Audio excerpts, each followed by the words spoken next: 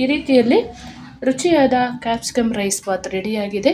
ತುಂಬ ಇನ್ಸ್ಟಂಟಾಗಿ ಮಾಡಿಕೊಳ್ಳುವ ಒಂದು ಬೆಳಗಿನ ತಿಂಡಿ ಆಗಿರ್ಬೋದು, ಲಂಚ್ ಬಾಕ್ಸಿಗಾಗಿರ್ಬೋದು, ಆಫೀಸಿಗೆ ತೊಗೊಂಡು ಹೋಗ್ಲಿಕ್ಕಾಗಿರ್ಬೋದು, ತುಂಬ ಸುಲಭವಾಗಿ ಇನ್ಸ್ಟೆಂಟಾಗಿ ಮಾಡ್ಕೊಳ್ಬೋದು. ತುಂಬ ಸುಲಭ ವಿಧಾನದಲ್ಲಿ ನಿಮಗೆ ತೋರಿಸ್ಕೊಟ್ಟಿದ್ದೀನಿ.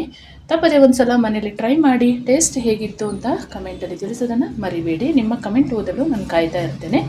ನಮಸ್ತೆ ಎಲ್ಲರಿಗೂ. ಎಲ್ಲರನ್ನು ಸುಸೀಸ್ ಕಿಚನ್ಗೆ ಸ್ವಾಗತ ಮಾಡಿಕೊಂಡು ಇವತ್ತು ಅದ್ಭುತವಾದ ರೆಸಿಪಿ ಮಾಡ್ತಾ ಇದ್ದೀನಿ. ಬನ್ನಿ ಹೇಗೆ ಮಾಡೋದು ನೋಡೋಣ. ಒಂದು ಬಾಣಲಿಯನ್ನು ಒಲೆ ಮೇಲೆ ಇಟ್ಕೊಂಡು ಒಂದು 4 ಚಮಚದಷ್ಟು ತೆಂಗಿನೆಣ್ಣೆಯನ್ನು ಹಾಕೊಳ್ತೀನಿ. ಸ್ವಲ್ಪ ಗೊಜ್ಜು ಜಾಸ್ತಿ ಮಾಡ್ಕೊಳ್ತೀನಿ, ಯಾಕೆ ಅಂತ ಹೇಳಿದರೆ ಯಾವಾಗ ಬೇಕೋ ಅವಾಗ ಅನ್ನ ಜೊತೆ ಕಲಸಿ ತಿನ್ನುವಂಥದ್ದು. ಎಣ್ಣೆ ಬಿಸಿಯಾಗಿದೆ. 1 ಚಮಚದಷ್ಟು ಸಾಸಿವೆ ಹಾಕ್ಕೊಳ್ತಾ ಇದ್ದೀನಿ. ಅರ್ಧ ಚಮಚದಷ್ಟು ಜೀರಿಗೆ ಸೇರಿಸ್ಕೊಳ್ತೀನಿ. 1 ಚಮಚದಷ್ಟು ಬೆಳ್ಳುಳ್ಳಿನ ಕಟ್ ಮಾಡಿ ಇಟ್ಕೊಂಡಿದ್ದೀನಿ, ಅದನ್ನು ಸೇರಿಸ್ಕೊಂಡು ಫ್ರೈ ಮಾಡ್ಕೊಳ್ಳೋಣ. ಸ್ವಲ್ಪ ಗರಂ ಮಸಾಲೆ ಸೇರಿಸ್ಕೊಳ್ತಾ ಇದ್ದೀನಿ. ಏಲಕ್ಕಿ, ಚಕ್ಕೆ, ಲವಂಗ, ಪಲಾವ್ ಎಲೆನ ಸೇರಿಸ್ಕೊಳ್ತೀನಿ.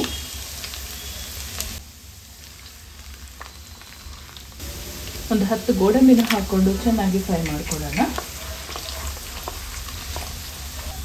ಕರಿಬೇವು ಸೊಪ್ಪನ್ನು ಹಾಕ್ಕೊಳ್ತಾ ಇದ್ದೀನಿ. 2 ಈರುಳ್ಳಿನ ಈ ಥರ ಸ್ಲೈಸಾಗಿ ಸಣ್ಣದಾಗಿ ಕಟ್ ಮಾಡಿ ಹಾಕ್ಕೊಳ್ತಾ ಇದ್ದೀನಿ ಉದ್ದಕ್ಕೆ.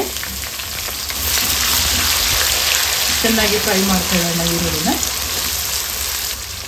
ಯಾವುದೇ ಗೊಜ್ಜು ಮಾಡಿ ಇಟ್ಕೊಳ್ಳುವಾಗ ಅಥವಾ ಫ್ರೈಗಳನ್ನು ಮಾಡುವಾಗ ಸ್ವಲ್ಪ ಎಣ್ಣೆ ಮುಂದಿಟ್ಟು ಮಾಡ್ಕೋಬೇಕು, ಬೇಗ ಹಾಳಾಗಲ್ಲ. ಈರುಳ್ಳಿ ಈ ಹದದಲ್ಲಿ ಫ್ರೈ ಆಗುವಾಗ ಸ್ಲೈಸಾಗಿ ಕಟ್ ಮಾಡಿದ ಕ್ಯಾಪ್ಸಿಕಮನ್ನು ಸೇರಿಸ್ಕೊಳ್ಳೋಣ. ನಾನು 2 ಕ್ಯಾಪ್ಸಿಕಮನ್ನು ಕಟ್ ಮಾಡಿ ಇಟ್ಕೊಂಡಿದ್ದೀನಿ.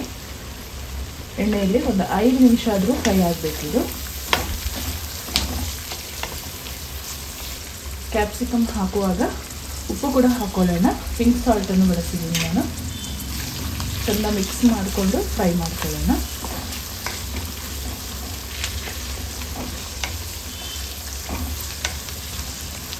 ಕ್ಯಾಪ್ಸಿಕಮ್ ಈ ಹದದಲ್ಲಿ ಫ್ರೈ ಆಗುವಾಗ ಸ್ಲೈಸಾಗಿ ಕಟ್ ಮಾಡಿದ 1 ಟೊಮೆಟೊನ ಸೇರಿಸ್ಕೊಳ್ತೀನಿ. ಚೆನ್ನಾಗಿ ಮಿಕ್ಸ್ ಮಾಡಿಕೊಂಡು ಟೊಮೆಟೊನು ಒಂದು 4 ನಿಮಿಷ ಫ್ರೈ ಮಾಡ್ಕೊಳ್ಳೋಣ. ಆಲ್ರೆಡಿ ನಾನು ಅನ್ನ ಮಾಡಿ ಇಟ್ಕೊಂಡಿದ್ದೀನಿ. ಬಿಸಿ ಅನ್ನಕ್ಕಾದರೂ ಮಾಡ್ಕೋಬೋದು, ಇಲ್ಲ ಚೆನ್ನಾಗಿರುವ ಅನ್ನಕ್ಕಾದರೂ ಕಲಿಸ್ಕೊಳ್ಬೋದು. ಈ ಹದದಲ್ಲಿ ಟೊಮೆಟೊ ಎಲ್ಲ ಫ್ರೈ ಆಗುವಾಗ 1 ನಿಂಬೆ ಹಣ್ಣಿನ ಗಾತ್ರದಷ್ಟು ಹುಣಸೆ ಹಣ್ಣನ್ನು ನೀರಿಗೆ ಹಾಕಿ ಇಟ್ಕೊಂಡಿದೆ, ಆ ನೀರನ್ನು ಸೇರಿಸ್ಕೊಳ್ತೀನಿ. ಹಾಗೆ ಅರ್ಧ ಚಮಚದಷ್ಟು ಬೆಲ್ಲ ಪೌಡ್ರನ್ನು ಸೇರಿಸ್ಕೊಳ್ತಾ ಇದ್ದೀನಿ. 1.5 ಚಮಚದಷ್ಟು ಸಾಂಬಾರು ಪುಡಿಯನ್ನು ಸೇರಿಸ್ಕೊಳ್ತಾ ಇದ್ದೀನಿ. 1 ಚಮಚದಷ್ಟು ಅಚ್ಚ ಖಾರದ ಪುಡಿ, ರುಚಿಗೆ ತಕ್ಕಷ್ಟು ಉಪ್ಪು ಪೌಡ್ರನ್ನು ಸೇರಿಸ್ಕೊಂಡು ಚೆನ್ನಾಗಿ ಮಿಕ್ಸ್ ಮಾಡ್ಕೊಳ್ಳೋಣ. ನಾನು ಉಪ್ಪು ನೋಡ್ಕೊಂಡು ಹಾಕ್ಕೊಳ್ಳಿ, ಆವಾಗ ಕ್ಯಾಪ್ಸಿಕಮ್ ಕೂಡ ಹಾಕಿದೆ, ಹಾಗೂ ಅನ್ನಕ್ಕೆ ಕೂಡ ನಾನು ಉಪ್ಪು ಹಾಕಿ ಮಾಡಿಕೊಳ್ಳುವಂಥದ್ದು. ನಮ್ಮ ಕ್ಯಾಪ್ಸಿಕಮ್ ಗೊಜ್ಜು ಈ ರೀತಿಯಲ್ಲಿ ಫ್ರೈ ಆಗುವಾಗ ಸ್ವಲ್ಪ ಕಟ್ ಮಾಡಿದ ಕೊತ್ತಂಬರಿ ಸೊಪ್ಪನ್ನು ಸೇರಿಸ್ಕೊಳ್ಳೋಣ. ಚೆನ್ನಾಗಿ 1-2 ನಿಮಿಷ ಮಿಕ್ಸ್ ಮಾಡ್ಕೊಳ್ಳೋಣ. ಬೇಗನೆ ಆಗೋಗುವಂಥ ಒಂದು ಬೆಳಗಿನ ಬ್ರೇಕ್ಫಾಸ್ಟ್ ಆಗಿರಲಿ ಅಥವಾ ಆಫೀಸಿಗೆ ತೊಗೊಂಡು ಹೋಗುವ ಲಂಚ್ ಬಾಕ್ಸ್ ಆಗಿರಲಿ, ತುಂಬ ಚೆನ್ನಾಗಿರುತ್ತೆ ಇದು. ಮಕ್ಕಳಿಗೆಲ್ಲ ತುಂಬ ಇಷ್ಟ ಆಗುತ್ತೆ. ಒಂದು ಸಲ ನೀವು ಮನೇಲಿ ಟ್ರೈ ಮಾಡಿ, ನೀವು ಹೇಗೆ ನಿಮ್ಮ ಮನೆಯಲ್ಲಿ ಕ್ಯಾಪ್ಸಿಕಮ್ ರೈಸ್ ಮಾಡ್ತೀರಾ ಅಂತ ನನಗೆ ಕಮೆಂಟಲ್ಲಿ ತಿಳಿಸಿ.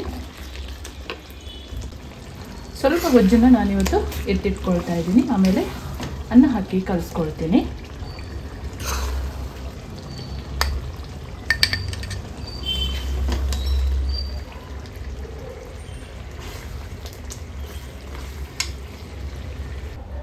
ಗೊಜ್ಜಿಗೆ ಅನ್ನ ಹಾಕಿ ಕಲಿಸ್ಕೊಳ್ಳೋಣ.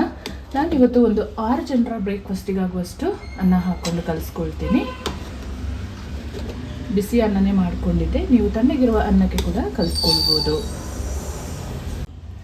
ಚೆನ್ನಾಗಿ ಅನ್ನ ಜೊತೆ ಮಿಕ್ಸ್ ಮಾಡ್ಕೊಳ್ಳೋಣ.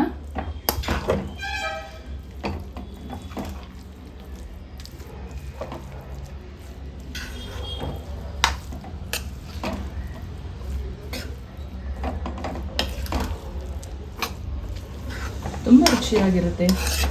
ನಮ್ಮ ಮನೆಯಲ್ಲಿ ಈ ರೀತಿಯ ಕ್ಯಾಪ್ಸಿಕಮ್ ರೈಸನ್ನು ಮಾಡಿದರೆ ತುಂಬ ಇಷ್ಟಪಟ್ಟು ತಿಂತಾರೆ. ನನಗೆ ಟೇಸ್ಟ್ ನೋಡುವಾಗ ಉಪ್ಪು ಸ್ವಲ್ಪ ಕಡಿಮೆ ಅನಿಸ್ತು, ಸ್ವಲ್ಪ ಹಾಕ್ಕೊಂಡು ಮಿಕ್ಸ್ ಮಾಡ್ಕೊಳ್ತಾ ಇದ್ದೀನಿ.